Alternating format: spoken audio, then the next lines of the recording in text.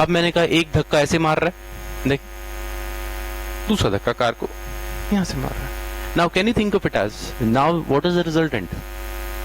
We don't have any idea. Newton didn't have any idea at the start. बस समझ ले, ये Newton की प्रॉब्लम थी. न्यूटन ने कहा कुछ ऐसी को फिजिकल क्वांटिटीज हैं, कुछ ऐसी फिजिकल क्वांटिटी मतलब फिजिक्स में ऐसी कुछ क्वांटिटीज हैं जिनका रिजल्टेंट मैं तब तक नहीं बता सकता जब तक मुझे कोई ये ना बता दे कैसे, हाउ. मैं तो नहीं कह सकता दो फोर्सेस ऐड होके हमेशा 20 और 10 हमेशा ऐड होके 30 देंगी.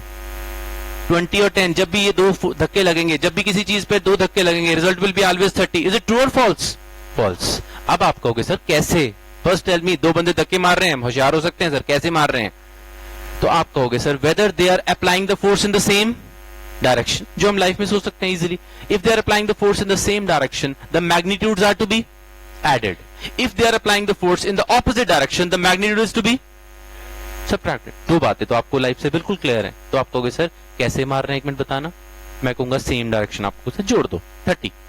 फिर मैं कहूंगा दो बंदे धक्का मार रहे हैं, रिजल्टेंट क्या होगा? तो आपको सर एक सेकंड रुको, कैसे मार रहे हैं जरा बताओ कैसे. इसमें आप कैसे वगैरह आंसर नहीं दे सकते. मैं कहूंगा यार दोनों, एक आगे से मार रहा है, पीछे से मार रहा है. आप कहोगे ओके, एंगल इज 180 डिग्रीज. इन दोनों फोर्सेस के बीच में angle is 180 degrees.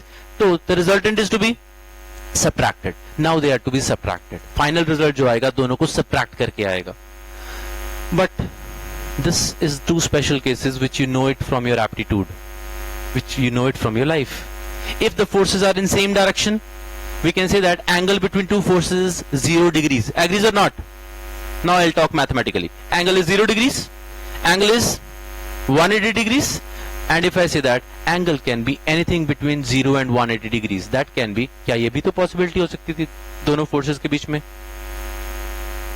It could be 5 degrees, it could be 10 degrees, 30 degrees, 45 degrees, 60 degrees, 90 degrees, 110 degrees, 120 degrees, 130 degrees. Is it how many possible ways the two forces can be applied? कितने different angles पे मैं apply कर सकता हूँ forces? How much? Infinite. There are infinite possibilities. और मैं ख्याल आपको बताऊं, न्यूटन ने इसको कैसे किया था, वो एक्सपेरिमेंट बड़ा मजेदार है. आज की डेट में बुक्स में नहीं दिया जा रहा. I don't know why. So even the finest authors are not giving in that way, but Bertrand Russell is one of the person used to take up that example in that way, जो किए गए थे actual में.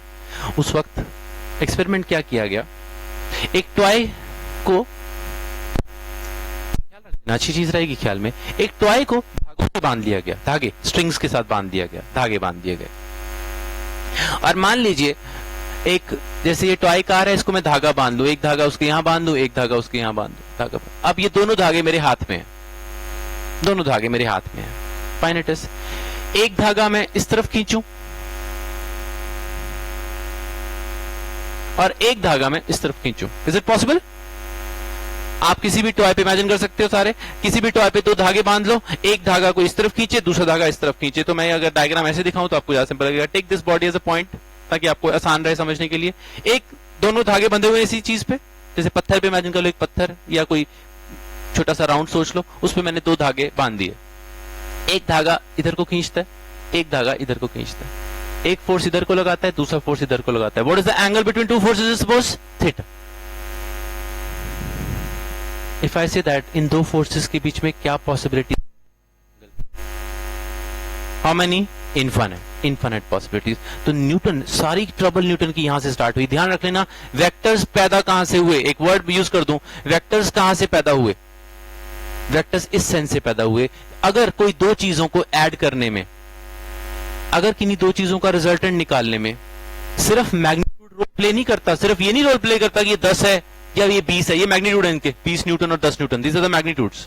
अगर इन दो का resultant निकालने में not only the magnitude play the result, but also their direction, how they are applied. How they are applied means at what direction they are applied. Then those quantities are said as vector quantities. Vector quantities जिनको कोई कहा जाए, these two quantities are vector quantities. Okay, fine. How to add vector quantities? If two vector quantities are to be added, we must know their magnitudes. What are their magnitudes and what is their direction? How they are applied? How in your mind is कैसे apply किए, बताओ किस direction में apply किए. Second word was given as direction. तो Newton, that means the most fundamental word in the whole universe of sciences. Can you call it as force? तभी Newton को कहा गया फादर ऑफ साइंस। मैंने आपको कहा था सारी फिजिक्स की क्वांटिटीज जो पैदा हुई हैं, सारी फिजिक्स की क्वांटिटीज जो पैदा हुई हैं, they are developed from force. चाहे वर्क हो, चाहे प्रेशर हो, चाहे आपका टॉर्क हो, anything you name it developed from force. तो फोर्स को कहा गया, न्यूटन को कहा गया फादर ऑफ साइंस, क्योंकि भाई अगर हमें फोर्स ना पता होता तो शायद हमें आज की डेट में कोई भी चीज ना पता होती, आपकी सारी केमिस्ट्री कहीं खत्म हो जाती, सारी। केमिकल बॉन्डिंग पढ़ा है थोड़ा बहुत, एटॉमिक स्ट्रक्चर जानते हो थोड़ा बहुत? आप कहते हो सर सारी केमिस्ट्री इस पे टकी हुई है, atomic structure, chemical bonding, covalent bond, ionic bond and all those kind of things, but tell me that अगर एटॉमिक स्ट्रक्चर की बात करें तो पहली चीज आगे बनाया, what was that thing was at the centre there is a nucleus, और न्यूक्लियस इलेक्ट्रॉन को कॉन्स्टेंटली अपनी तरफ क्या लगा रहा है? फोर्स। वही फोर्स ऑफ अट्रैक्शन की वजह से electron is going in a circular motion, force. अगर किसी को पता ही ना हो कि प्रोटॉन इलेक्ट्रॉन को अंदर की तरफ फोर्स लगा रहे हैं, खींच रहे हैं, तो कोई एटॉमिक स्ट्रक्चर की तो बात ही दूर की थी, कोई सोच ही ना पाता इलेक्ट्रॉन्स घूम रहे हैं। क्यों घूम रहे हैं भाई? किस चीज से घूम रहे हैं? बिकॉज प्रोटॉन्स मिलकर इलेक्ट्रॉन को अंदर की तरफ क्या लगा रहे हैं? What is force? तो ख्याल रख लें सारा यूनिवर्स फोर्स पे टिका हुआ है। अगर हम अर्थ सन के अराउंड घूम रहे, सोलर सिस्टम घूम रहा है, तो ख्याल रख लें अर्थ पे भी सेंटर की तरफ क्या लग रही है? फोर्स। मून अर्थ के अराउंड चक्कर काट रहा है, काट रहा है नहीं काट रहा? मून पर अर्थ क्या लगा रही है? फोर्स। वो फोर्स रिस्पॉन्सिबल है जिसकी वजह से things are going in a circular motion. बाद में आप इसका नाम थोड़ा बहुत पढ़ लेते हो, सबको पता होगा। The name is called centripetal force. Living that, अभी मेरा इंटरेस्ट नहीं है, सिर्फ मैंने इंटरेस्ट इस बात में जाहिर किया कि आपको एक बात पता लग जाए, बिना फोर्स के ना तो दुनिया का सबसे बड़ा सिस्टम एक्सप्लेन किया जा सकता है, गैलेक्सी, होल यूनिवर्स जिसमें सोलर अर्थ घूम रहे हैं, प्लैनेट्स घूम रहे हैं बिकॉज ऑफ फोर्सेस, एंड ना तो दुनिया का सबसे छोटा सिस्टम एक्सप्लेन किया जा सकता है, that is atom. How the atom is actually working. Nucleus electron को खींचता है और इलेक्ट्रॉन उसके अराउंड क्या काट रहे हैं? चक्कर। एंड ना ये कहा गया दुनिया का सबसे माइक्रोस्कोपिक सिस्टम और सबसे बड़ा सिस्टम, दोनों में सेंट्रीपिटल फोर्सेस काम कर रही हैं। Living that part, force word समझाया गया, तब सब कुछ पैदा हुआ। अब ने कहा वेक्टर्स ऐसी चीजें हैं, फोर्स एक ऐसी क्वांटिटी है, तो हम फोर्स को मान के चलेंगे अपना थंब रूल। फोर्स एक ऐसी चीज है, ऐसी क्वांटिटी है जिनको अगर ऐड करना है बिना डायरेक्शन के हम उनका रिजल्टेंट बता नहीं सकते। Those quantities whose resultant cannot be expressed without magnitude as well as direction, those quantities are termed as vector quantities. बाद में देखा गया फोर्स, तो फोर्स से क्या पैदा होती है? Acceleration. Acceleration is rate of change of velocity and velocity is rate of change of position. All these terms were given as vector quantities. पहले सबसे पहले फोर्स ढूंढा गया कि फोर्स वेक्टर क्वांटिटी है, फोर्स को डायरेक्शन चाहिए होती है, बाद में देखा एक्सेलरेशन को भी चाहिए होती है, क्योंकि फोर्स से एक्सेलरेशन पैदा होती है। एक्सेलरेशन वेलोसिटी की चेंज से आती है, तो वेलोसिटी को भी वेक्टर क्वांटिटी कहा गया, और velocity rate of change of position होता है, पोजीशन को भी वेक्टर क्वांटिटी कहा गया। तो please start writing certain things, तब हम स्टार्ट करें। So please writing, understand this. First thing, scalar quantities, all the physical quantities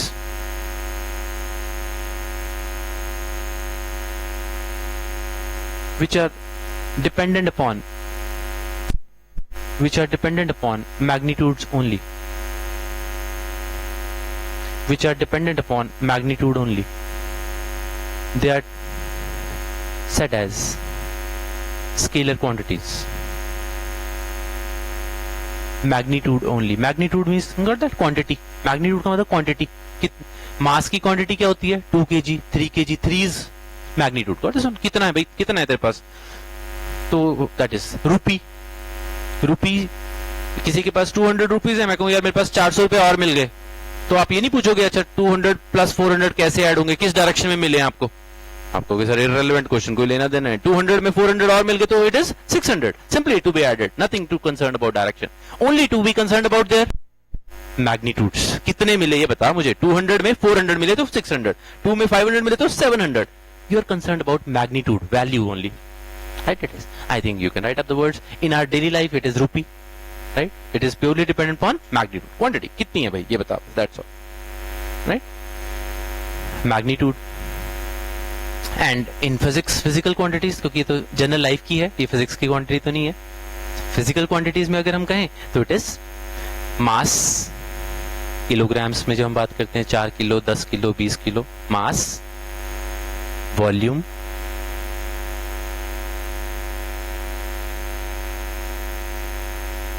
work. Later on we'll see that work is a scalar quantity. Work, energy. Energy में दो तरह की energies लिख लोगे जो हमें पढ़ी होती हैं, सुनी होती हैं, कुछ ख्याल? Very nice. Potential energy and kinetic energy. Good, very nice. Potential energy and kinetic energy.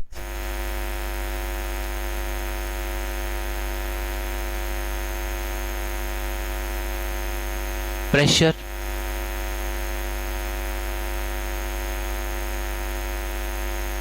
Yes it is, yes fine it is. ख्याल में आएगी ये चीज, हम प्रेशर, बड़े अच्छी चीज आपके दिमाग में आई कि प्रेशर तो ऐसा कुछ होता है, right, this particular one, but later on will see that pressure term का एक और मीनिंग पैदा हुआ जिससे फोर्स सिर्फ उसे डिफाइन करती है लेकिन उसकी नहीं कर पाती, राइट, इट इज, हम देखें। Pressure is again a scalar quantity, though it as the things prompt in your mind कि सर प्रेशर तो फोर्स होता है कुछ ऐसा, बिल्कुल ठीक आया, अच्छी चीज आई, गुड। स्पीड कह सकता हूं, इट इज स्पीडोमीटर, कार का स्पीडोमीटर, कितनी स्पीड है ये नहीं कहोगे किस डायरेक्शन में, 80 तो 80, 90 तो 90, 100 तो 100। और क्या कहूं, डिस्प्लेसमेंट कहूं या डिस्टेंस? ओके, आपने कहा डिस्टेंस तो distance, distance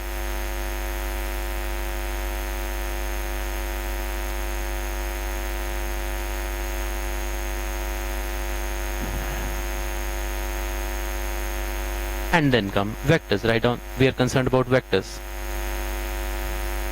I hope that vectors, when we write those physical quantities which not only depend upon magnitude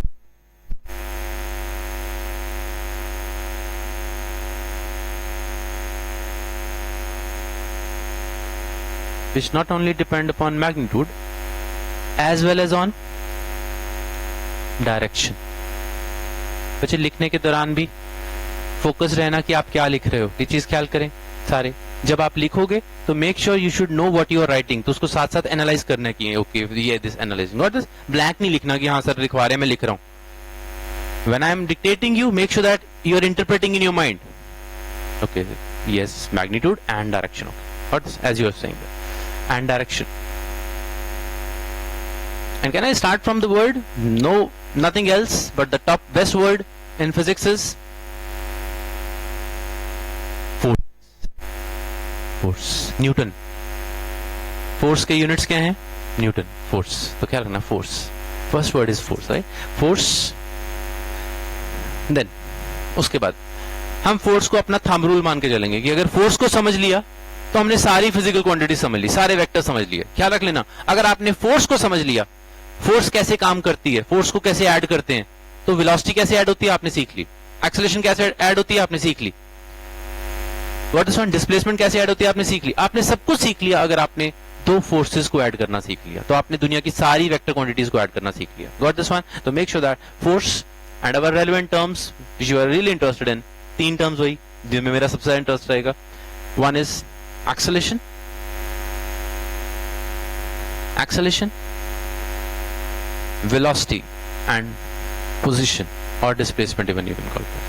Acceleration, velocity, position or even displacement.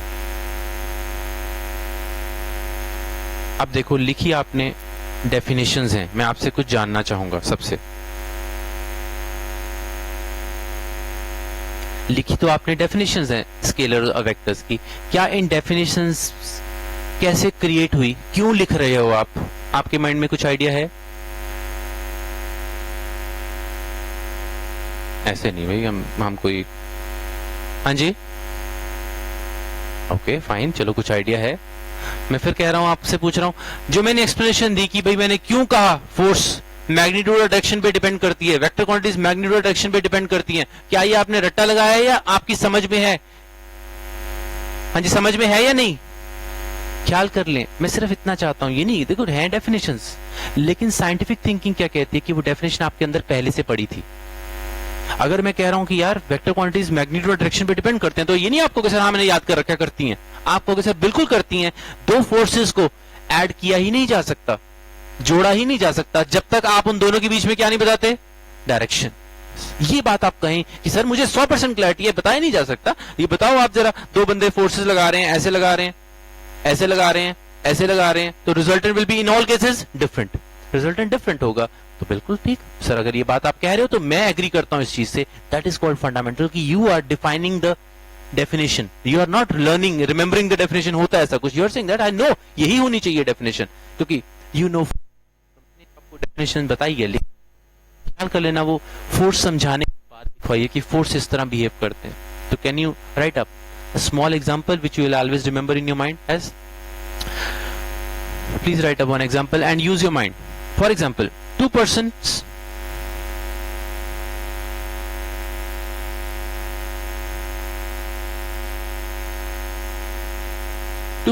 applying force on a car,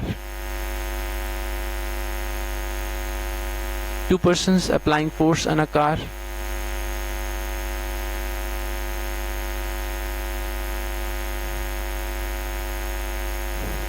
magnitude of the first is 10 newtons, magnitude of the first is 10 newtons, the magnitude of the second force is 20 newtons.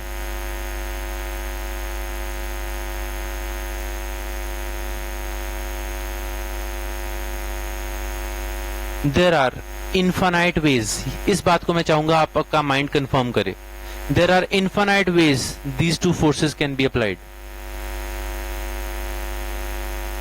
There are infinite ways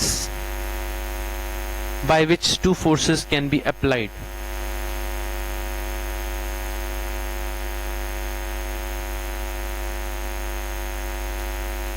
You can make this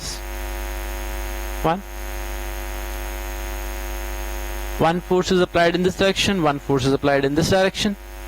आपके mind में आएगा sir कैसे apply की इस direction में, तो आप कभी भी इमेजिन कर सकते हो जिस चीज पर आपने फोर्स लगानी है वहां आप क्या बांधोगे, एक रोप, धागा बांध दो, थ्रेड बांध दो, थ्रेड बांध के आपको सर मैं खींच रहा हूं, ठीक है, कोई भी चीज पड़ी है, नीचे पड़ी है, सो टॉय पड़ा है, एक धागा आपने इसको पकड़ा दिया, एक मैंने पकड़ा दिया, मैं इधर को खींच रहा हूं, दूसरा बंदा उस तरफ खींच रहा है, तो इससे that two forces are at certain angle. Is that possible? Is that possible? Speak out please, I like to hear your voice.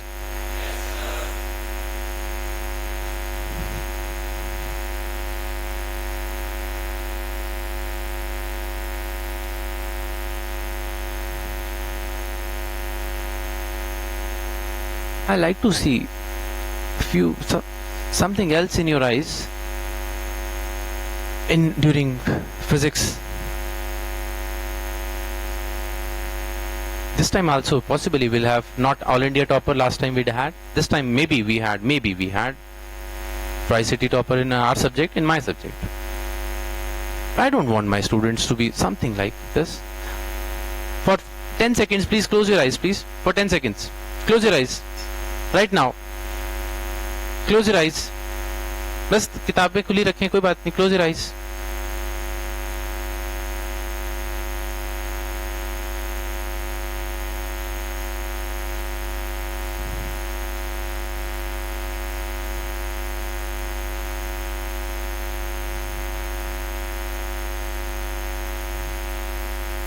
And just remember one thing.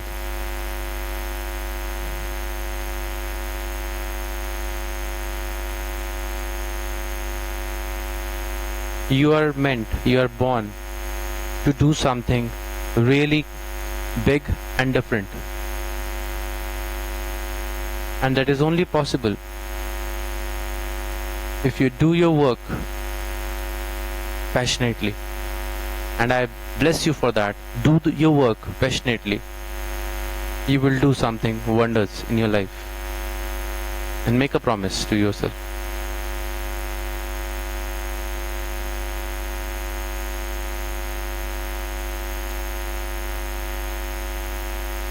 For yourself, for your parents. Do something big. You're meant for that. God bless you all. Get back, all of you. Sometimes I don't want even 5% diversion. So here it is. Here it comes. Two forces at an angle theta. अब Newton की सारी vectors की research क्या है सुन ले. सारे के सारे चैप्टर में वो एक ही बात करता रहेगा आने वाले टाइम में. वो ये कहेगा अगर मैं किसी चीज पर दो फोर्सेस लगाऊं, दो फोर्सेस, अगर तो मैं 0 डिग्री पर फोर्स लगाता हूं तो मुझे पता है मेरे जनरल एप्टीट्यूड से मैग्नीट्यूड्स क्या हो जाते हैं, सिंपली ऐड, सारे बोलेंगे.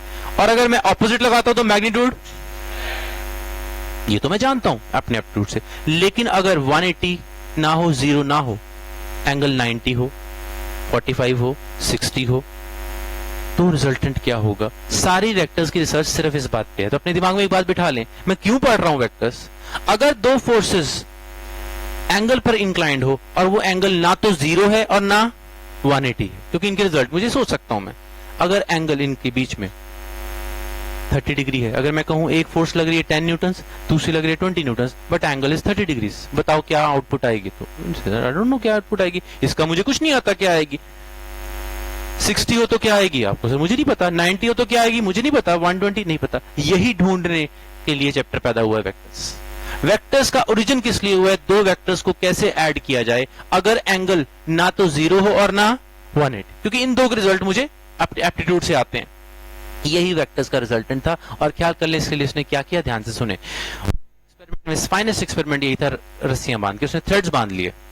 उसने एक पत्थर के साथ, एक छोटे से टॉय के साथ थ्रेड और 2 थ्रेड से उसने स्टार्ट किया था सारा. उसने कहा 2 थ्रेड बांध. और मैंने क्या किया, ध्यान से सुनना, सारी फिलॉसफी ध्यान से सुन ले. उसने यहां पे थ्रेड बांधा और उसने फोर्स लगाई. उसने एक पर फोर्स लगाई इस डायरेक्शन में, एक पे फोर्स लगाई मान लीजिए इस डायरेक्शन में फोर्स लगाई. और उसने क्या देखा कि मान लीजिए इसका मैग्नीट्यूड 20 है और इसका मैग्नीट्यूड 10 है. पत्थर कहां गया. जब आप पत्थर से 2 स्ट्रिंग्स बांध के खींचोगे तो पत्थर जो है, व्हाट यू एक्सपेक्ट, पत्थर 2 जगह जाएगा, एक जगह जाएगा, एक जगह. पत्थर का जो रास्ता होगा, पाथ होगा, वो होगा रिजल्टेंट की तरफ. क्या आप सोच सकते हो, अगर मेरा हाथ, सारे इमेजिन करें, अगर मैं आपको कहूं कि भाई आपने मेरा हाथ पकड़ लिया, आपने मेरा हाथ पकड़ लिया और अब आप मुझे खींचने लग जाते हो, मेरा हाथ खींचने लगे, एक उस तरफ खींचता है मेरा हाथ, एक उस तरफ खींचता है, और दूसरा बंदा मेरा हाथ उस तरफ खींचता है. तो मुझे कोई बता सकता है मेरे पे जो फोर्सेस होंगी, F1 मान लीजिए, F1 ये मुझे इधर खींचा जा रहा है F1, और ये फोर्स क्या है F2. क्या आप कह सकते हैं F1 F2 के बीच में एंगल है. And now you can see that, suppose मान लेते हैं, एज्यूम कर लेते हैं एंगल इज 45 डिग्रीज. मान लीजिए, एज्यूम करें कि अगर इसको लाइनों को ज्वाइन करें, एंगल इज 45 डिग्रीज. मुझे एक बंदा इस तरफ खींचता है, एक बंदा इस तरफ खींचता है, तो angle is 45 degrees. You can see that, fine it is. Now what you expect, मैं अगर अपने आप को बिल्कुल लूज छोड़ दूं, बिल्कुल लूज, कि मैं कहीं खुद की फोर्सेस नहीं लगाऊंगा, where I will go. Anybody will tell me that, do I go somewhere in between, और मैं पीछे को जाऊंगा. All of you, in between जाऊंगा, इनके बीच में कहीं जाऊंगा. अब मुझे दूसरी चीज बताएं, अगर ये बंदा, ये वाला मान लीजिए, ये बंदा सपोज जैन खींचे, सपोज थोड़ा स्ट्रांग, सपोज ये मुझे खींचे और ये फोर्स जो है स्ट्रांग हो, ये वाली फोर्स स्ट्रांग हो, और ये वाला बंदा थोड़ा वीक हो. ये बंदा धीरे धीरे खींचे मुझे. Now would you expect that, do you expect मैं इसके बीच में जाऊंगा या more towards the stronger one. saying that, and what Newton thought, it was precisely the same. मैं सिर्फ ये चीज चाहता हूं, आप वो सब सोच सकते हो जो न्यूटन सोचता है, लेकिन वो सोचने के ढंग पे ध्यान देना, कुछ याद नहीं करना, आप सोचना कि ऐसा होना चाहिए. एंड न्यूटन ने कहा कि हाँ यार, 2 बंदे अगर खींचते हैं, तो अगर मैं आपको कल को कहूं लॉ है, आपको सर लॉ क्या है, तो जनरल अंडरस्टैंडिंग है, एक फोर्स मुझे इस डायरेक्शन में लगाता है, एक फोर्स मुझे इस डायरेक्शन में लगाता है. The one who is applying larger magnitude of force, one who is applying larger magnitude of force, the resultant will be always towards that. Agreed or not? जो resultant होगा वो बड़ी फोर्स की तरफ होगा. इसका मतलब मैं हमेशा ज्यादा, जिधर फोर्स की मैग्नीट्यूड क्या होगा, ज्यादा. तो अगर मुझे 2 बंदे खींचते हैं, तो अब आप इमेजिन कर लें. ये बात अगर आपको समझ आई एग्जांपल, तो मुझे प्लीज सोच के बताएं. 20 और 10, और ये मान लीजिए उनका एंगल बाइसेक्टर है, एंगल बाइसेक्टर ये है बीच में. तो कोई मुझे बता सकता है क्या ये जो पत्थर होगा, ये जो मैं खींच रहे हैं, मेरे हाथों से खींच रहे हैं दो बंदे मुझे इधर, एक 20 न्यूटन स्ट्रॉन्ग बंदा, एक 10 न्यूटन, ये बीच का है. व्हाट यू एक्सपेक्ट, क्या मैं सेंटर लाइन पे जाऊंगा, सेंटर से मोर टुवर्ड्स 20? बिल्कुल यही उसने ये किया, एक्सपेरिमेंट किया उसने, 100 से ज्यादा एक्सपेरिमेंट किए थे आप सुन लो. तो उसने जब ये फोर्सेस लगाई और उसने फिर वहां पे चौक से मार्क किया कि जो रिजल्टेंट है वो इस तरफ जा रहा है. जो पत्थर गया, हाँ जी, experiment toy, it was a toy at that time, it was said as the some toys. Got this one? Some toy held with two strings, दो strings उस पे बांध रखे थे और strings बांध के वो खींचता था, अलग अलग फोर्सेस से खींचता था, और जब दो अलग फोर्सेस से खींचता था and he used to notice वो toy किधर को जा रहा है, where it is going, it was going towards this side. Agreed or not? Just from your aptitude, now I want to create your aptitude. Please tell me here, please don't write anything. ये 3 diagrams बनवाता हूं, पहले सोच के बताएं. Again a toy, and this time he said that I applied 1 force here, 1 force here, suppose. Now 1 force here, 1 force here, and this time this is also 20 newtons and this is also 20 newtons. What you expect from the aptitude if this is the bisector? Bisector का what do you expect the answer should go? The body should move along the bisector or more towards this or more towards this? अगर दोनों equally force वाले हैं तो आप सोच सकते हो ना इसकी तरफ ज्यादा ना इसकी तरफ ज्यादा, result will be in between, होना चाहिए नहीं. And yes, he observe the body moved in this side and yes it was true. जब दोनों फोर्सेस बराबर थी तो जो पत्थर था वो बिल्कुल सेंटर लाइन पे मूव किया, दोनों के सेंटर लाइन में, तो दोनों के बाइसेक्टर पे मूव किया, एंगल के बीच में मूव किया, बिल्कुल ट्रू. और पर मूव किया. And third ways he said that suppose here force applied is 10 newtons and the force here applied is 30 newtons, and this is the bisector.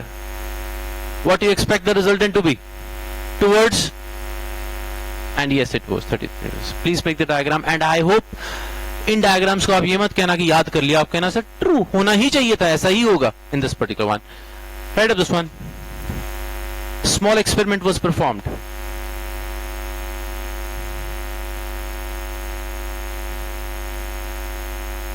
A small experiment was performed.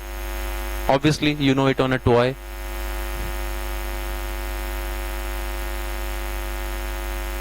And I would call the resultant by R. ताकि अब आप इसको लिखेंगे ऐसे R. R is the resultant. The resultant was found to be like this. In 3 cases the resultant was found to be like this.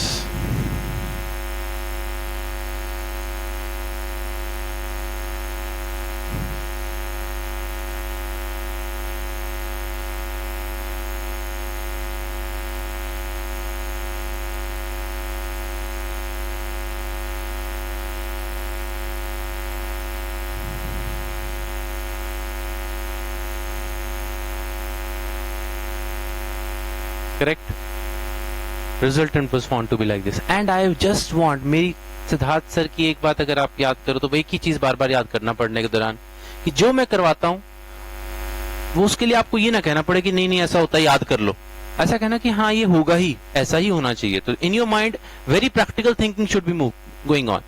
कि 2 बंदे खींच रहे हैं आपको, देखो मैंने स्टोन उसको हटा दिया, आपके सामने मैंने एग्जांपल टॉय का हटा दिया, मैंने अपने आप को खड़ा कर दिया कि मेरी बाजू पकड़ के खींचो. आप ऐसे भी खींच सकते हो, कोई मुझे ऐसे भी खींच सकता है. One is pulling me here, one is pulling me there, and you can make any angles to my hands और you can pull it in that direction. The resultant will be all cases it will be different, right? And here is in front of you and resultant should be here. I think अगली बार आपको कहना ना पड़े कि नहीं sir मैंने याद कर रखा, मैं भूल गया 20 और 10 का कहां होता था. आप कहना सर बाइसेक्टर के हमेशा टुवर्ड्स हायर साइड, 20-20 हमेशा बाइसेक्टर पे होगा ही बाइसेक्टर पे रिजल्टेंट हमेशा. होना चाहिए या नहीं? बस मैं कहूंगा याद मत करना, आप कहना सर होना चाहिए, मेरा माइंड कहेगा, न्यूटन का माइंड कहेगा, and you all have that thing inside you. Just develop that. 10 and 30 newtons resultant should be more towards 30 newtons, not on the bisector but should be more towards 30 newtons. अब उसने experiments के बाद एक चीज पैदा की. अब अपनी कॉपीज पे लिखना बंद कर दें और सुन ले, एक चीज पैदा की जिससे सारे फिर आपके लॉ शुरू हो जाएंगे. कंफर्मेशन दें इस रिजल्ट को. उसने क्या किया, थोड़ा सा ग्राफ, आपको पता है थोड़ा वो ग्राफ पसंद करता है. याद है डिफरेंशिएशन के बाद भी उसने क्या ड्रॉ किया था, ग्राफ. इंटीग्रेशन में भी क्या ड्रॉ किया, ग्राफ. इंटीग्रेशन में एरिया निकालने लग गया था ग्राफ से, डिफरेंशिएशन में स्लोप्स निकालने लग गया था ग्राफ से. अब इसमें फिर उसने ग्राफ ड्रॉ कर दिया. And the finest part is 3 ही तरह के दुनिया में ग्राफ्स बनते हैं.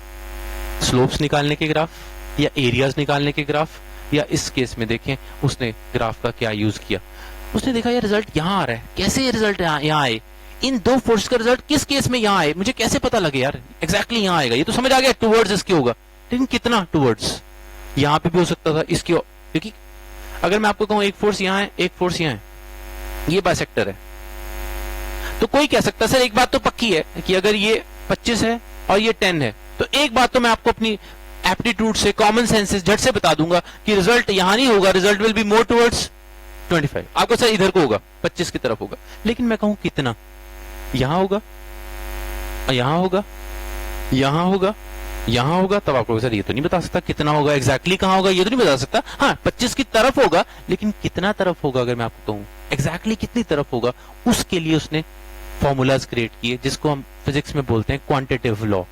क्वांटिटेटिव का मतलब क्या होता है, क्वांटिटी कितनी, क्या वैल्यू होगी, वैल्यू बोल कितनी वैल्यू पर वो मुड़ा होगा, ये एंगल कितनी वैल्यू पे मुड़ा होगा, तब हम कहते हैं फॉर्मूला चाहिए होते हैं, फिर उसके लिए हमें फॉर्मूला चाहिए होता है कि एग्जैक्ट बता कितने एंगल पे होगा, इसे हम बोलते हैं एप्टीट्यूड। क्वालिटेटिव कुछ बोलते हैं उसे, कुछ बोलते हैं एनालिटिकल स्किल्स, सुन लें बड़े अच्छे वर्ड्स हैं ये, आप लाइफ में सुनते रहोगे हमेशा। एनालिटिकल स्किल्स होता है फोर्स जो होगी सर इसकी तरफ होगी, क्यों, मेरा एनालिसिस है सर, मेरा कॉमन सेंस कहती है कि ये बंदा ज्यादा जोर से फोर्स लगा रहा है तो रिजल्ट इसकी तरफ होना चाहिए, ये आपकी है qualitative thinking, analytical thinking, analysis. फिर एनालिसिस से नेक्स्ट स्टेप होता है कैलकुलेशंस, कि आप कोई ना कोई कैलकुलेशंस करके फॉर्मूला तैयार करते हो कि सर इतनी एंगल पे मुड़ा होगा, जो फोर्स होगी इस तरफ तो होगी लेकिन कितने एंगल पे मुड़ी होगी मैं आपको फॉर्मूला बना के दे देता हूं। And those things in physics are called derivations. Can I use that word again, those quantities by which you generate formulas, that is called derivation. Derivation का मतलब होता है mathematical formula by which you can express your analysis. जो आपने analyse किया था कि angle इस तरफ होना चाहिए, रिजल्टेंट यहां होना चाहिए, कितना यहां होना चाहिए, किस फॉर्मूले से निकलेगा, दैट फॉर्मूला डेवलप करने का जो ढंग होता है दैट इज कॉल्ड डेरिवेशन। तो आपको आएगा फिजिक्स में डेरिवेशन करके दिखाओ, तो डेरिवेशन का मतलब ड्राइव द फॉर्मूला जो आपको बताए कि रिजल्टेंट कहां होगा, कितने एंगल पर होगा। हाँ जी, मतलब समझ आया डेरिवेशन का, चलो ठीक है, इन मतलब समझ रहे हैं चीजों का, तब आप यू फील लाइक यहाँ इसमें कुछ भी नहीं होता, मैं चाहूंगा जो चीज करो कुछ नहीं होता सर, बात ठीक है, बिल्कुल एग्रीड विद दिस वन। अब इसका उसने कैसे डेवलप किया, डोंट राइट एनीथिंग, लिसन। उसने कहा यार इसका जब रिजल्टेंट देखा था ना प्रैक्टिकली, जब चौक से उसने निशान लगाया, 10 और 25 लगाया तो निशान यहां आया, मान लो यहां आया निशान, फिर उसने उसी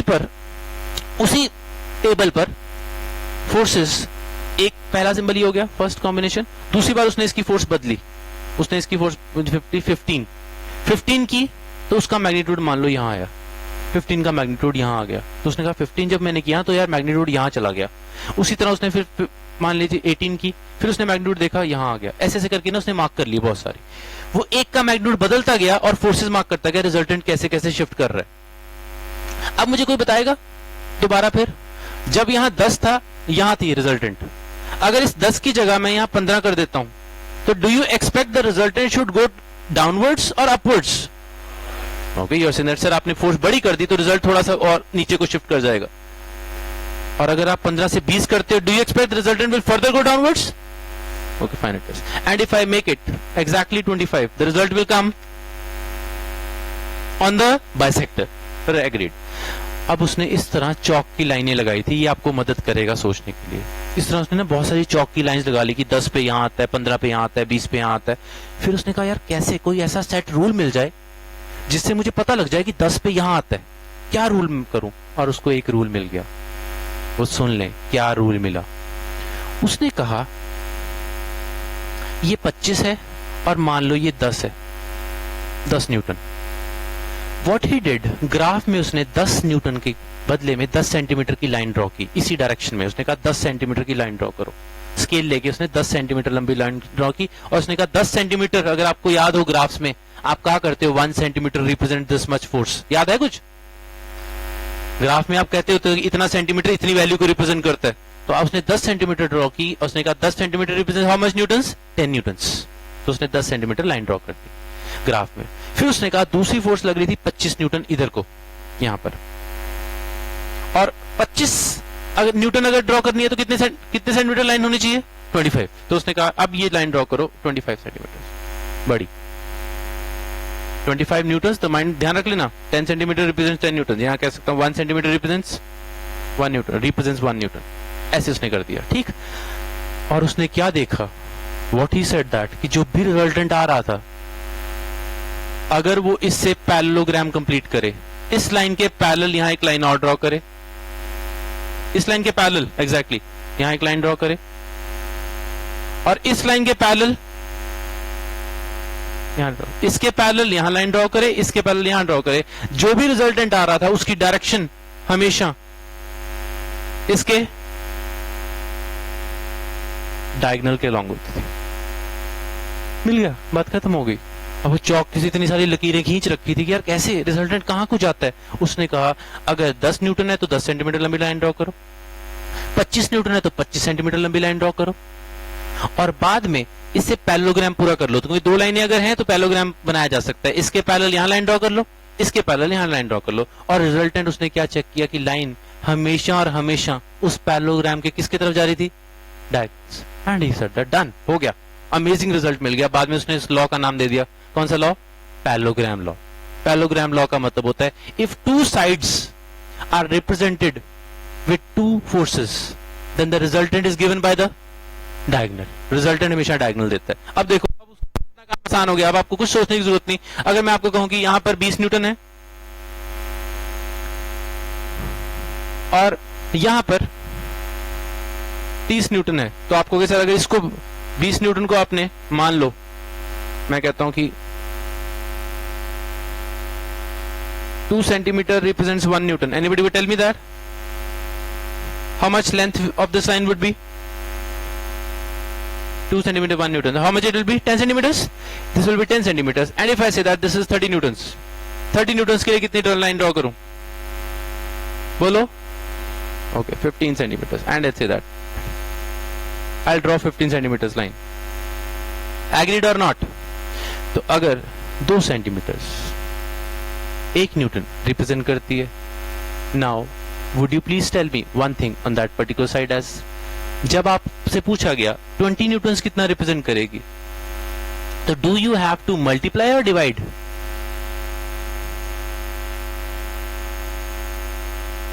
दो सेंटीमीटर 1 न्यूटन रिप्रेजेंट करती है। जब मैंने कहा 20 न्यूटन कितना रिप्रेजेंट करेगी, व्हाट यू सेड? सारे बोलो भाई। Attentiveness is the one thing I always required from you. ऐसे नहीं कि आप भाग भाग के चल पड़ोगे, हाँ सर इतने न्यूटन, चलो चलो चला दो। जब मैंने आपको कहा 2 सेंटीमीटर 1 न्यूटन, तो मल्टीप्लाइड बाय बोथ साइड्स, 1 का 20 करना है तो इंटू 20 करोगे, इधर भी इंटू 20। तो ख्याल रख लें, ऐसे छोटी छोटी चीजों पे अलर्टनेस जरूर रखा करें, छोटी छोटी बातों पे। ऐसे नहीं कि आप कुछ भी आंसर बोलते जाएं, हर बात को एनालाइज करके बोलेंगे। गलती हो सकती है लेकिन कीप ऑन करेक्टिंग इट कि हाँ मुझे दिख गई, फाइन इट इज। तो ख्याल रख ले, when I say that 30 centimetre 30 Newton's, तो हाउ मच इट रिप्रेजेंट्स? बोलो। Good, 60 centimetre. मुझे अब बताने की जरूरत नहीं ना, आपको ड्रॉ करनी, आप ड्रॉ करोगे 60 सेंटीमीटर लंबी लाइन। ये सिर्फ एक आइडिया है कि आपको पता लग गया length should be proportional to there, कह सकता हूं, मैग्नीट्यूड्स। जो भी आप लेंथ ड्रॉ करोगे वो उसके मैग्नीट्यूड के क्या होने चाहिए? प्रोपोर्शनल ड्रॉ करोगे। अगर 20 न्यूटन के लिए आपने 20 सेंटीमीटर लंबी लाइन ड्रॉ की है तो 30 न्यूटन के लिए शुड बी 30 सेंटीमीटर्स। और उसके बाद वो कहता है second step is complete the, बोलो, कंप्लीट द पैरेललोग्राम। बस इसके पैरेलल ये लाइन, इसके पैरेलल ये लाइन। और उसने देखा कि रिजल्ट हमेशा और हमेशा, पत्थर हमेशा इसके ऊपर चलता था। अगर कोई 20 और 30 से खींचता था तो पत्थर हमेशा ही इस डायगोनल पे चलता था। अब आपको हर बार पत्थर खींचने की जरूरत नहीं पड़ेगी, हर बार आपको पत्थर या टॉय खींचने की जरूरत नहीं पड़ेगी कि कहां जाएगा। अब आप सिर्फ ऐसे बता सकते हो कि सर अगर 20 और 30 लगाया तो पैरेललोग्राम सा बनाओ, रिजल्ट पत्थर हमेशा इस लाइन पे चलेगा। Without doing anything you got one real solution. Can you get something out of this particular law? क्या आप एक बात समझ सकते हैं कि अगर आपको एक मैं टॉय दूं, सुने सारे ध्यान से, अमेजिंग चीज देखें, एक टॉय दूं और आपको कहूं कि एक ने 20 लगाई एक ने 30 लगाई, बताओ पत्थर कहां जाएगा? या तो आपको सर खींच के देख लो कहां जाएगा। फिर ऐसे तो हमने खींच के देख लिया, कोई कहेगा सर मैंने लगाई 25 और इधर 30, बताओ कहां जाएगा? तो बड़ा मुश्किल हो गया इंजन बताना। Don't you think you got a general result कि अगर किसी ने 25 न्यूटन लगाई तो आप कहोगे ड्रॉ 25 सेंटीमीटर लॉन्ग लाइन, 30 लगाई तो उसको कितनी लंबी लाइन ड्रॉ कर, 13 सेंटीमीटर्स, और क्या ड्रॉ कर ले उससे, पैरेललोग्राम, और जो भी उसका रिजल्टेंट होगा डायगोनल होगी, toy will always move along this line. And that law was so amazing, so amazing, I tell you that, कि आपको जान के खुशी होगी इस चीज से कि best of the aeroplanes, fighter planes इस लॉ को यूज करते हैं. आप ऐसे में सोच लेंगे हाँ ठीक है कुछ कर लिया वेक्टर्स में, best of the fighter planes use this theory. आपके माइंड में आएगा सर कैसे, थोड़ा सा दिमाग लें, कैसे, थोड़ा सा तो दिमाग में उठेगा सर फाइटर प्लेन्स कैसे यूज करते हैं, एरोप्लेन्स भी यूज करते हैं, नॉर्मल प्लेन्स भी यूज करते हैं, फाइटर प्लेन्स को भी यूज करना पड़ता है, मिसाइल्स में भी यूज करना पड़ता है ये लॉ. और वो लॉ कैसे है,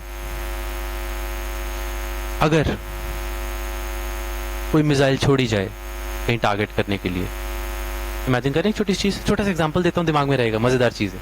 एक में मिसाइल फायर करनी है, मान लो हमने मिसाइल फेंकनी है, चाहे चाइना पे फेंकनी हो चाहे पाकिस्तान पे, ठीक है,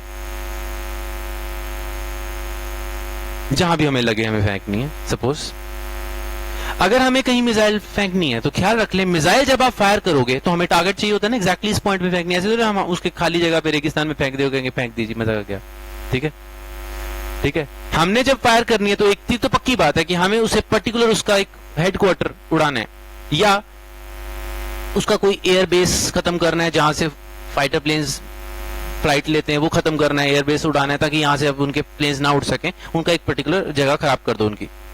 तो आपको जब भी टारगेट करना है एक पर्टिकुलर जगह टारगेट करनी है कि ये चीज खत्म हो जाए, तो missile should hit that target exactly. अब जब आप मिसाइल फायर करते हो तो मिसाइल में आप सोचते हो, जब आप फायर करते हो you should no one more thing, that is कि जब आप मिसाइल फायर करोगे तो वहां विंड्स कितनी वेलोसिटी से चल रही हैं उस वक्त आपको देखा जाता है विंड्स का फ्लो क्या है, विंड्स किस डायरेक्शन में चल रही हैं और उसकी क्या वेलोसिटी है. अच्छा एक छोटी सी बात है, इसको समझाने से पहले एक छोटी सी बात पूछ लूं जो आपकी लाइफ में है. मिसाइल तो आप बड़ी लेट चलाओगे, अभी हम ये देख लेते हैं. somebody knows about swimming, okay, hoping that at least if you don't know how to swim you know about swimming, right? Swimming के बारे में अगर हम बात करें, अगर तो आप रुके हुए पानी में, खड़े पानी में, स्टिल वाटर में स्विम करते हो, स्टिल वाटर में स्विम करते हो, एंड यू टारगेट कि मुझे वहां पहुंचना है, आप यहां खड़े हो और आपने जहां टारगेट किया यहां पहुंचना है, don't you think you always try to swim in that direction and you will reach there. आप यहां से टारगेट करोगे and you will swim in this direction, you will reach here, and your velocity will be always targeting this point, your head will be always targeting this point, and you will reach here, and like this, right? Agreed or not? Agreed or not?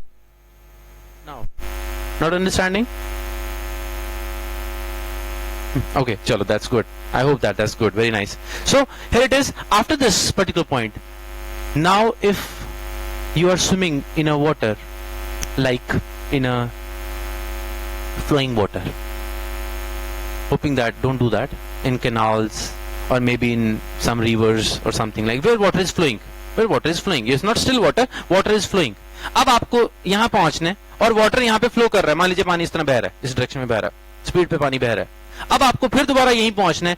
Do you expect you would still swim in the same direction? क्योंकि अगर आप same direction में swim करोगे तो पानी आपको flow करके इस डायरेक्शन में ले जाएगा बहुत सारा, आप यहां कभी भी नहीं पहुंच पाओगे, you will reach somewhere else. Agreed और नॉट? तो एक बात मुझे पक्की बता दे और आपको इसकी इंपॉर्टेंस दिखनी लग जाए, क्योंकि जब तक आपको किसी चीज की इंपॉर्टेंस ना दिखे फिजिक्स में, ख्याल रखना उसको पढ़ने का मजा बहुत ज्यादा नहीं आता. मजा तब पैदा होता है, अच्छा यार ये भी इतना कुछ हो रहा है इससे, अच्छा और ध्यान से देखता हूँ. Let's see. ख्याल रख लें, अगर मैं कहूं ये रिवर है और रिवर का पानी इस तरह फ्लो कर रहा है, रिवर का पानी इस तरह फ्लो कर रहा है, and you want to reach here, और आपने यहां से डाइव किया और आप यहां पहुंचना चाहते हो, एग्जैक्टली आप यहां पहुंचना चाहते हो कि स्विम करके मैं यहां निकलूं. अगर तो ये पानी स्टिल वाटर होता, रुका पानी होता, तब तो आप जिस डायरेक्शन में स्विम करोगे उस डायरेक्शन में पहुंच जाओगे. लेकिन अगर आप फ्लोइंग वाटर में कहोगे मैं इस डायरेक्शन में स्विम करूंगा और मैं यहां पहुंच जाऊं और पानी इस तरफ बह रहा है, do you expect you will reach here और you will reach somewhere on this side, right hand side और लेफ्ट हैंड साइड? तो आपको आप कभी भी यहां नहीं पहुंचोगे, आप हमेशा यहां पहुंचोगे. इसका मतलब हुआ अगर मैं स्विम करता हूं तो ये कहा जाता है स्विमर की velocity, swimmer velocity is in this direction. लेकिन आप जब इसमें फ्लो करोगे, जब इसमें स्विम करोगे, क्या आपको आपकी स्विमिंग भी मूव करवा रही है और साथ में और कौन मूव करवा रहा है? वाटर। वाटर भी फ्लो कर रहा है तो वाटर भी आपको वेलोसिटी दे रहा है इन द सेम डायरेक्शन, तो वाटर आपको कहेगा मैं इस डायरेक्शन में तुझे मूव करूंगा, रिवर वेलोसिटी। तो रिवर की वेलोसिटी आपकी वेलोसिटी में क्या हो जाएगी? बोलो, ऐड। तो आप जब स्विमिंग करोगे चलते हुए पानी में, तो आपकी ही वेलोसिटी नहीं होगी, स्विमिंग करने की वेलोसिटी नहीं होगी, कितनी वेलोसिटी से मैं स्विम कर सकता हूं। स्विमर की वेलोसिटी में रिवर भी अपनी वेलोसिटी क्या कर देगा? ऐड। तो आपका जो रिजल्टेंट आएगा, आप जहां जाओगे वो स्विमर की वजह से नहीं, it is because of swimmer plus river. और कोई पूछे कहां जाओगे, then you will say that complete the parallelogram, and parallelogram का जो भी क्या होगा? Result, and you will see that you will go along this one, and then you can tell that कि सर अब मैं सारी वो प्रॉब्लम सॉल्व कर सकता हूं। अगर मैं आपको कहूं रिवर की वेलोसिटी 10 है और आपकी स्विम करने की वेलोसिटी 5 है, तो आप साथ के साथ कहोगे सर 5 सेंटीमीटर लंबी लाइन ड्रॉ करो, और यहां कितने सेंटीमीटर? बोलो सारे 10, और 5 और 10 से क्या ड्रॉ करो? पैरेललोग्राम। और पैरेललोग्राम की जो भी डायगोनल होगी आप एक्चुअली ऐसे स्विम करते जाओगे, देखो ऐसे, you will go like this. And now can you visualize something this one? This is what actual is. जब आपका प्लेन, फाइटर प्लेन भी टारगेट करेगा, मिसाइल टारगेट करेगी, तो मिसाइल अगर इस डायरेक्शन में वेलोसिटी लॉन्च करेगी, मिसाइल इस डायरेक्शन में लॉन्च होगी, तो ख्याल रखना अगर विंड्स फ्लो कर रही है इस डायरेक्शन में, तो मिसाइल के पास एक वेलोसिटी नहीं होगी, एक तो वेलोसिटी आपने इंपार्ट की है और दूसरी वेलोसिटी किसने इंपार्ट कर दी? विंड्स ने। तो उसमें दोनों वेलोसिटीज ऐड हो जाती हैं, तो आपकी मिसाइल यहां कभी हिट नहीं करेगी, आपकी मिसाइल ऐसे जाएगी लाइक दिस, तो it will hit at this particular point. तो आपको कहां हिट करना है, तो आपको ख्याल करना पड़ता है कि यार इस वक्त विंड की क्या वेलोसिटी है वो भी बताओ, फिर मिसाइल की क्या वेलोसिटी होगी वो भी बताओ, and the resultant should be towards the target. Resultant target की तरफ होना चाहिए। अब मुझे कोई बताएगा अगर स्विमर ने यहां पहुंचना होता तो should I swim towards that और should I swim towards this direction? And I hope you can understand at least one thing, sir अगर मैं इस डायरेक्शन में थोड़ा सा स्विम करूंगा और रिवर मुझे इस डायरेक्शन में लेके जाएगा, तो अगर पैरेललोग्राम से कुछ बनाऊं ऐसे, तो parallelogram resultant should B, agrees और नॉट? तो पैरेललोग्राम कुछ ऐसा बनना चाहिए कि अगर मैं इसको, तो देख ले ध्यान से, इसको और ये रिवर से पैरेललोग्राम सा बनाऊं ऐसे, समथिंग ऑफ दिस वन, ये कुछ ऐसा पैरेललोग्राम बनाऊंगा जिसका रिजल्टेंट इसकी डायगोनल के लॉन्ग बने, and the diagonal should be always towards the target. अगर ये दो बातें आपको समझ आ जाएं, मैं चाहूंगा, एक मैंने आपको थोड़ी सी आपकी एंथुसिज्म वाली बात की, जो हमारी थोड़ी सी ड्रीम वाली साइड होती है, जहां कहीं मिसाइल्स फायर हो रही हैं, फाइटर प्लेन्स फाइट कर रहे हैं, क्या फिलॉसफी चल रही है उनके अंदर, ये फिलॉसफी चल रही है, वेक्टर्स की थ्योरीज चल रही हैं। और अगर मैं आपको कहूं swimming, and you can say that swim, कल को आप कभी जाओ, कभी घूमने कहीं, सपोज राफ्टिंग वगैरह करने जाओ, तो आप कहीं पानी में गिर जाओ, हो जाता है वहां, पलट जाते हैं, पानी में गिर जाओ और आपको लगे भाई साइड पे जाना है कहीं, you have to swim across the flowing water, very fast flowing water. तो फ्लोइंग वाटर में जब आपको स्विम करना होगा, तो यू नो दैट आप जब स्विम करोगे तो सिर्फ स्विमिंग आपको नहीं वहां लेके जाएगी, swimming plus flow of the river, उन दोनों की वेलोसिटीज आपको वहां लेके जाएंगी। द रिजल्टेंट आप कहां पहुंचते हो वो सिर्फ आपकी स्विमिंग पे डिपेंड नहीं करता, वो आपकी स्विमिंग पे प्लस रिवर की वेलोसिटी दोनों पे डिपेंड करता है, और उसका रिजल्टेंट क्या होगा, that will be given by diagonal of the parallelogram, and that is where all things, चाहे जितनी भी मेरीन्स चल रही हैं, जितने भी मिसाइल्स चलती हैं, number of things, can you imagine this one, number of things, aeroplanes move कर रहे हैं तो वहां विंड्स फ्लो कर रही है, तो उन्हें अपना टारगेट चेंज करना पड़ता है।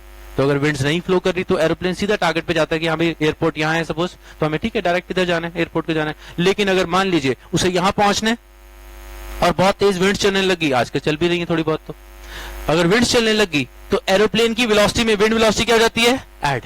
तो एरोप्लेन अगर इधर जाने की कोशिश कर रहा है और विंड इधर चल रही है, तो एरोप्लेन यहां नहीं पहुंचेगा, एरोप्लेन ऐसे रिसेट करने लग जाएगा, तो एयरपोर्ट यहाँ है वो इधर पहुंच जाएगा, तो उसे अपनी डायरेक्शन क्या करनी पड़ती है, चेंज, उसे अपनी डायरेक्शन चेंज करनी पड़ती है। होपिंग दैट ये सारी चीजें अगर आप समझ पाओ, तो कल को आपको जो न्यूमेरिकल्स आएंगे, तब आप न्यूमेरिकल्स पढ़ने के दौरान यू विल फील ईज कि ओके फाइन, चाहे क्वेश्चन चाहे अब आप मिसाइल का डालो, चाहे क्वेश्चन आप आज आप एरोप्लेन का डालो, चाहे स्विमर का डालो, सर कोई दिक्कत नहीं, हम जानते हैं इसमें वेक्टर्स काम करेंगे।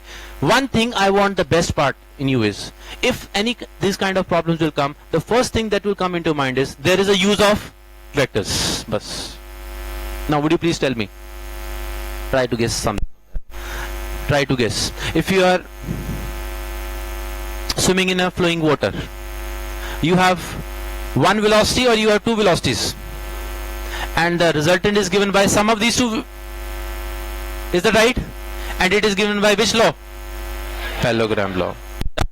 You have Second thing is, if you are a pilot and you are, suppose, moving your plane in one particular direction and winds start flowing in one particular direction. Now, where the aeroplane will finally go? Is it dependent upon the aeroplane velocity or aeroplane velocity plus wind velocity? Right, it is. Good, this particular one. Now, here you again need vectors, sum of two vector quantities. And finally, in this particular side, hoping that if you know all these things, tomorrow also, if you throw the ball, हम बाद में बात करेंगे इसके ऊपर, even if you play cricket, football or anything else, जब winds चल रही होती हैं, तो you know that you can swing the ball little more. Is that, होता है ऐसा कुछ? Swing ज़्यादा अच्छी होती है बॉल. हाँ जी बच्चे, आप कुछ डिस्कशन कर रहे हो? Anything? You want to share something? Okay, just be careful then. Concentrate, ठीक है? अगर कोई एग्जाम्पल ख्याल में आता है कुछ नया तो शेयर कर सकते हो, but don't discuss. That is, अगर आप बॉल भी फेंकते हो क्रिकेट में, ध्यान रखना, अगर विंड चल रही हो तो आपकी बॉल स्विंग करती है, कभी अंदर को इन स्विंगर, कभी बाहर को. We call it as in swinger and out swinger. ख्याल रखना. The vector laws will play the role. And get back to this particular things. Yes, please. Yeah. Fine, it is. That is a relevantly good question. And your question has the answer. I'm just coming to that, right? It is. Now, get back to this particular point. Now, final thing is, once it is done, तो उसके बाद Newton ने कहा, in this particular side, resultant क्या होगा, resultant की value क्या होगी. यही अगला पार्ट है कि अगर आपने यहाँ 10 सेंटीमीटर लंबी लाइन ड्रॉ की है और यहाँ पर 10 सेंटीमीटर्स और यहाँ कितनी आएगी 25 centimeters, and this line suppose comes out to be, suppose I'm saying that 30 centimeters, so this resultant force must be 25 centimeter represents 25 newtons, 30 centimeter must be representing 30 newtons. Yes, it is. Then the resultant will be exactly 30 newtons. Resultant will be 30 newtons in this particular direction. तो इन दो forces का जो resultant होगा उसका magnitude given will be given by the length of the diagonal. So it will be given by 30 newtons. So now before starting the derivation, let us write few lines. फिर derivation के बाद I'll ask you कि do you feel confident about this derivation? कि आप जानते हो क्या कर रहे हो? Please write up this one. Good. And the last line you completed it. Very nice. Newton found a method. Write down. Newton found a method in which he said, next time मैं आपको कुछ videos दिखाऊंगा vectors के related, that will be helpful. Newton found a graphical method that is helpful, that is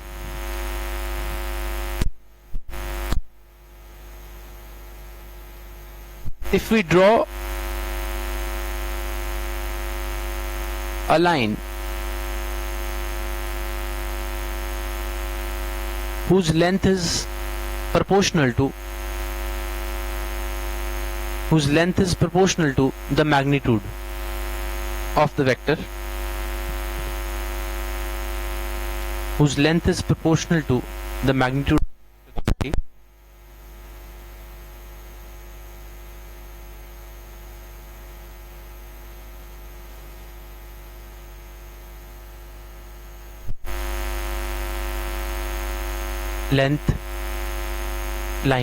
the length of the line is proportional to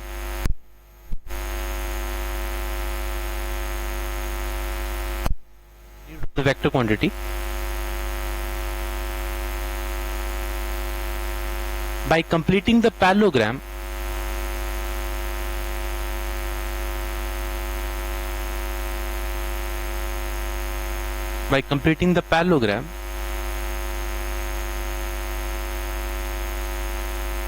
the diagonal represents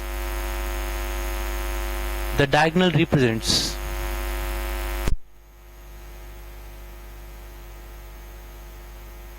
resultant of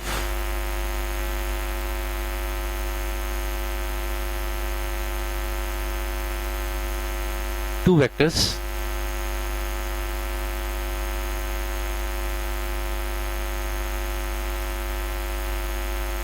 whose length will be proportional to the resultant, whose length will be proportional to the resultant. ये लाइनें समझ के लिए example लिखें. Write down an example. For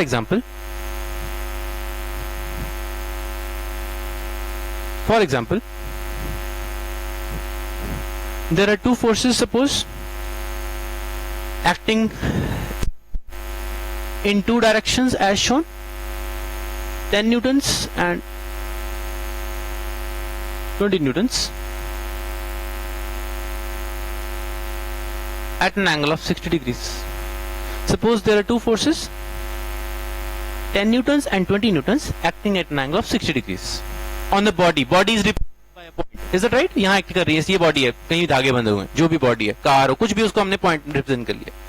Acting on this body, 10 newtons and 20 newtons at an angle of 60 degrees. अब कोई कहे इनका रिजल्टेंट निकालो. देखो न्यूटन ने क्या तरीका कहा, दिमाग में आपके आए, क्या आपके दिमाग में क्या बोलूंगा, गेस करो.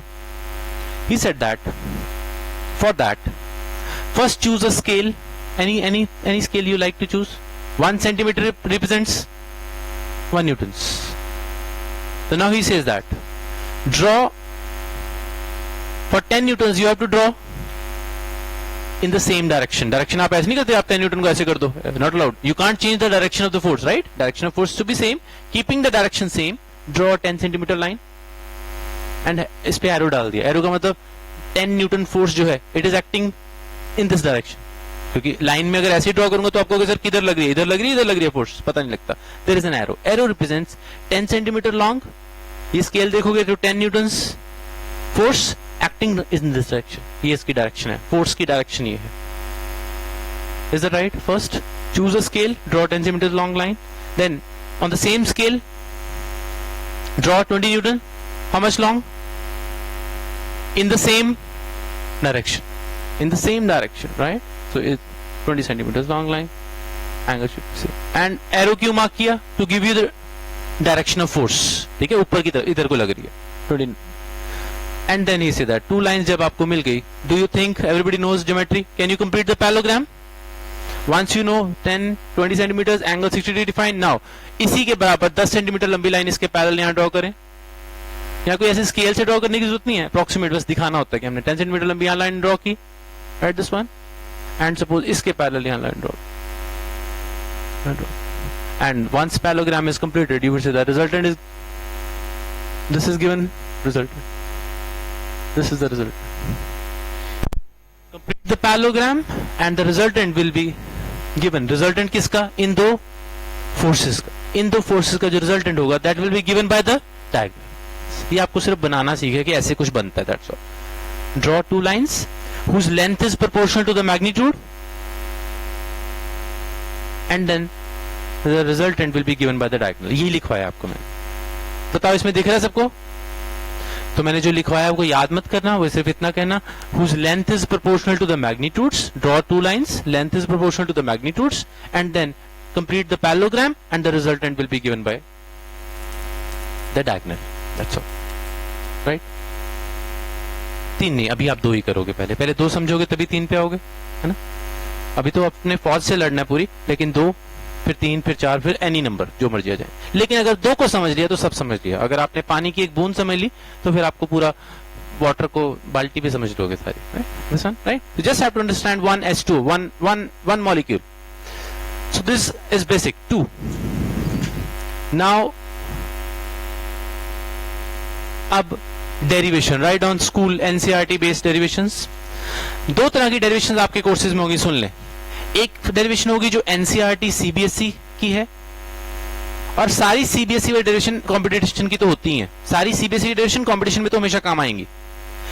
कुछ डेरिवेशंस हैं जो सिर्फ कंपटीशन में आती हैं, एनसीईआरटी के लेवल पे नहीं आती, वो उससे जरा ज्यादा लेवल पे चल जाती हैं. तो मैं आपको लिखवाया करूंगा, please right of this one. This derivation is NCERT based. Competition सारी होती है, कंपटीशन के लिए सब कुछ चाहिए होता है. So it is, this derivation is NCERT based derivation. Write down NCERT based derivation.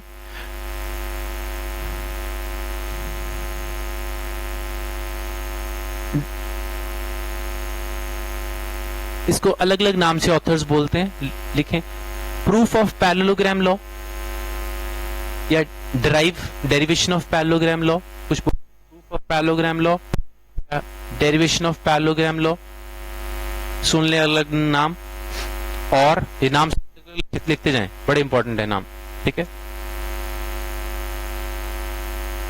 Find the resultant of two vectors with